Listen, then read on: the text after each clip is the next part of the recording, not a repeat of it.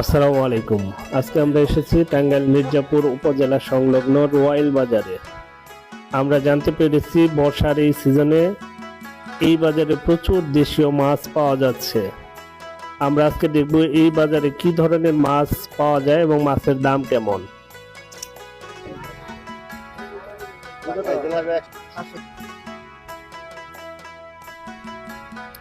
বাজারে কি কাকা প্রতিদিন সকালে এরকম মাছ ওঠে?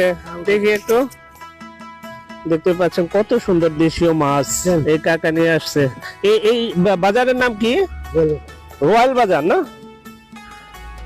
সকাল থেকে এভাবে একের পর এক নৌকা যুগে আশেপাশের লোকজন এখানে মাছ নিয়ে আসে। দেশীয় টাটকা মাছ এখানে পাবেন খুব সাশ্রয় মূল্যে। প্রতিদিন ভোরবেলা থেকে এই বাজারে এরকম দেশীয় মাছ বিক্রি হয়। আরেক ভাই নিয়ে